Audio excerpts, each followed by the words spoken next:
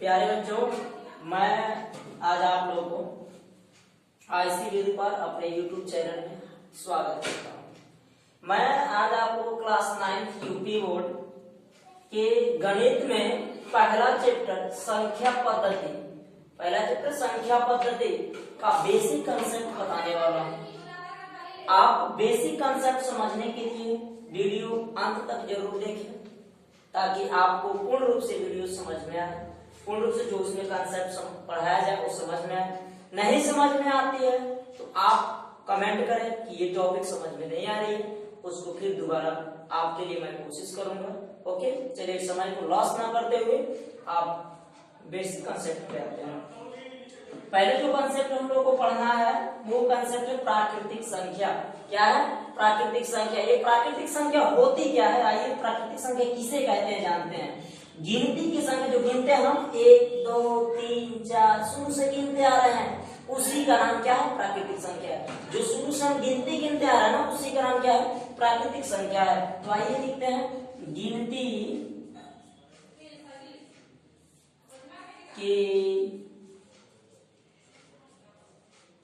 संख्या को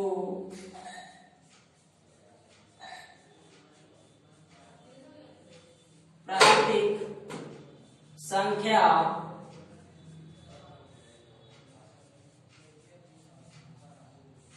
कहते हैं। गिनती के संख्या को क्या कहते हैं बच्चों? प्राकृतिक संख्या कहते हैं। गिनती की संख्या को क्या कहते हैं? प्राकृतिक संख्या कहते हैं। आइए उदाहरण द्वारा इसे समझते हैं। उदाहरण द्वारा इसे समझते हैं। जैसे में 1 2 3 4 5 6 dot dot dot dot dot dot infinite, मतलब इस संख्या का ये इनफाइनाइट, इसको अनंत का चिन्ह है। किसका चिन्ह है? अनंत का। ठीक है, ये अनंत का चिन्ह है प्यारे बच्चों, ये अनंत का चिन्ह है। अब दूसरा जो हेडिंग है वो है आप लोग का पूर्ण संख्या। क्या है? पूर्ण संख्या। पूर्ण संख्या या फिर पूर्ण संख्या किसे कहते हैं? पूर्ण संख्या का डिफिनेशन कैसे होगा था? ये पूर्ण संख्या को जानते हैं। ये प्राकृतिक संख्या है ना, ये प्राकृतिक संख्या जो दिखाई दे रहा है, इसी के संख्या परिवार में जीरो को मिला लेना, जीरो या शून्य को मिला लेना, क्या कहलाएगा? पूर्ण संख्या कहलाएगा। तो बोलने की दृष्टि से डिफिनेशन कैसे बोलेंगे, आइए डिफिनेशन को समझते हैं। बोलेंगे इसमें प्राकृतिक संख्या के परिवार में, प्राकृतिक संख्या के परिवार में शून्य को शामिल करना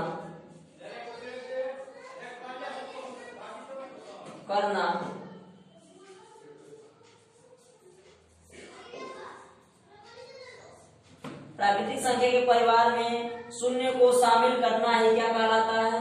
पूर्ण संख्या कहलाता है। पूर्ण संख्या कहलाता है। प्राकृतिक संख्या के परिवार बस जीरो जाकर के इसके आगे मिल जाए, प्राकृतिक संख्या है ना, इसके आगे जीरो जाके मिल जाए तो हो जाएगा पूर्ण संख्या। क्या हो जाएगा बच्चों? पूर्ण संख्या हो जाएगा। तो इसका उदाहरण समझ लेते हैं। उदाहरण को संक्षिप्त में यहाँ तक लिख सकते हैं, कोई दिक्कत नहीं। इसका मतलब हुआ उदाहरण 0 1 2 3 4 5 डॉट डॉट डॉट डॉट, जहां तक आप लिखना चाहें वहां से डॉट डॉट कर सकते हैं, कोई दिक्कत नहीं। इनफाइनाइट यानी ये भी संख्या अनगिनत जब जाएगी, ये भी संख्या क्या होगी? अनगिनत जब जाएगी। अब आइए अगला संख्या इसका जो समझते हैं वो होगा सम संख्या।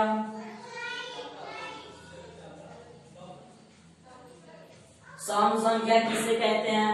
तो बोल सकते हैं वे संख्या जो 2 से पूरी पूरी विभाजित हो जाए, चाहे वे प्राकृतिक संख्या जो 2 से पूर्ण रूप से क्या हो जाए? कट जाए, उसे हम क्या कहते हैं? सम संख्या कहते हैं। उसे क्या कहते हैं? सम संख्या कहते हैं। तो बोलेंगे वे संख्या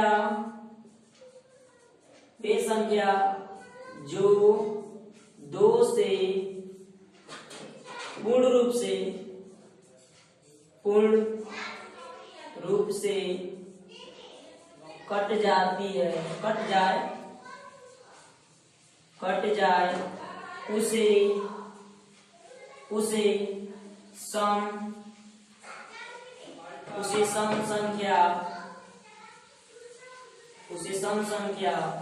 कहते हैं। उसे सम संख्या कहते हैं। जैसे एग्जाम्पल है, उदाहरण समझ लेते हैं इसका। 2, 4, 6, 8, 10, 12, 14 इनफाइनाइट। ये सभी क्या है? सम संख्या के उदाहरण है। क्या है बच्चों? सम संख्या के उदाहरण है। अब आइए समझते हैं विषम संख्या क्या होती है। विषम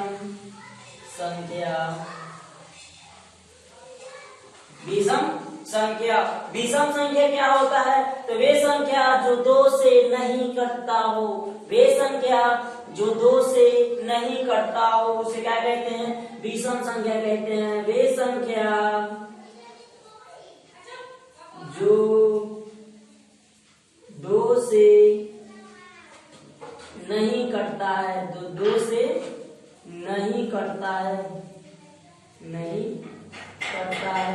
कहीं कहते हैं, अगर लोग डिफिनेशन देते हैं, वे संख्या जो 2 से विभाजित नहीं होता है उसे विषम संख्या कहते हैं। कई तरीके से बोल सकते हैं। करता है उसे क्या कहते हैं बच्चों? विषम संख्या कहते हैं। क्या कहते हैं?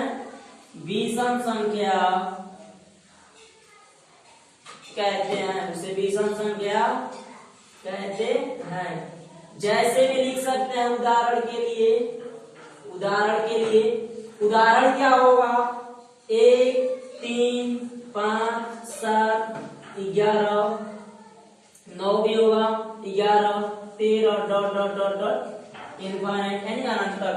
ये जो भी डिफिनेशन आपके सामने दिए गए हैं, इसका स्क्रीनशॉट ले लें। स्क्रीनशॉट लेने के बाद इसको आप जरूर याद करें, इसको तैयार करें, ताकि आपका 9th का जो पहला चैप्टर, कक्षा 9 का जो पहला चैप्टर संख्या पद्धति पूरा कंठस्थ क्लियर हो जाए। ओके, तो चलिए अब ये पार्ट 1 है। ठीक है, वीडियो लेक्चर का क्या है बच्चों? पार्ट 1 है। पार्ट 1। ये वीडियो ज्यादा लंबा ना करते हुए मैं वीडियो को बहुत शॉर्ट बना रहा हूँ। ये पार्ट 1 है। पार्ट 2 में हम एक्सरसाइज 1.1 को भी हैंडल करेंगे, और इसके आगे जो बेसिक कंसेप्ट होगा, यानी बेसिक कंसेप्ट लेक्चर 2 होगा, ये लेक्चर 1 है। उसके आगे उस चैप्टर में पढ़ेंगे। बहुत बहुत धन्यवाद वीडियो लेक्चर देखने के लिए। Thank you.